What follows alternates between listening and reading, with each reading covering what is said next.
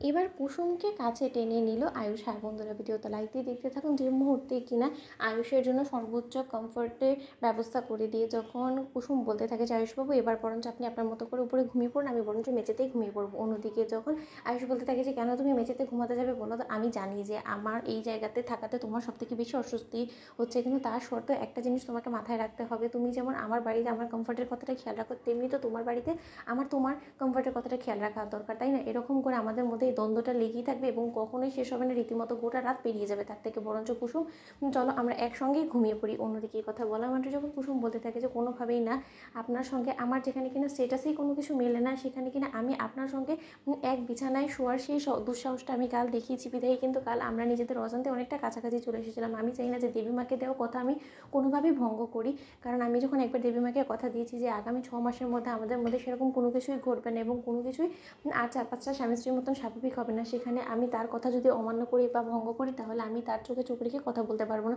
দোহাই আপনার আয়ুষবাবু, আপনি এসব অনুরোধ আমার কাছে করবেন না। অন্যদিকে এই কথা বলা মাত্রই যখন হঠাৎ করে আয়ুষ বলতে থাকে যে ঠিক আছে তাহলে তুমি তোমার মতো করে উপরে ঘুমিয়ে পড়ো, আমি আমার মতো করে নিচে ঘুমিয়ে পড়ছি। অন্যদিকে এই ঝগড়াঝাটি করতে গিয়ে রীতিমতো কুসুমকে মানানোর জন্য আয়ুষ যখন কুসুমকে কাছে টেনে নেয় এবং আয়ুষ এবং কুসুম একে অপরের এতটাই কাছাকাছি চলে আসে, ঠিক সেই সময় কুসুম বলতে থাকে যে আয়ুষবাবু এরকম করে নিজের এতটা কাছে এনে আমাকে আপনার প্রেমে মশগুল করে তুলবেন না, পরবর্তীতে সবথেকে বেশি কিন্তু আপনারই কষ্ট হবে, কারণ আমাকে নিজের মনের বিরুদ্ধে গিয়ে হলো আপনাকে ভুলতে হতে হবে, কারণ আমি দেবীমাকে কথা দিয়েছি, কিন্তু আপনি তখন কি করবেন বলুন তো?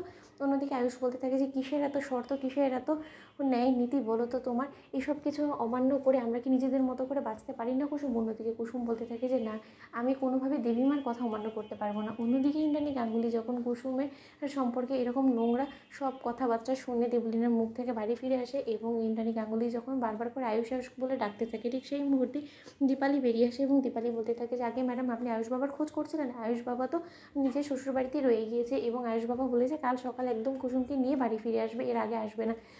কর্তাবাবু ফোন করেছিল কিন্তু আয়ুষ বাবা বলেছে যে না, সে ছোটোর কথা রাখতে গিয়ে রীতিমতো সে বাড়িতে থাকতে বাধ্য হয়েছে। অন্যদিকে ইন্দ্রাণী গাঙ্গুলি বলতে থাকে যে এতটা অদলবদল কী করে হয়ে যেতে পারে? আমার ছেলেটা যে কিনা অন্য কোথাও গিয়ে শান্তিতে এক চোখের পাতা এক করতে পারে না, সেই ছেলে কিনা আজকে সেই বউয়ের কথা শুনে সিকিউরিটি গার্ডের বাড়িতে থাকার জন্য রাজি হয়ে গেল।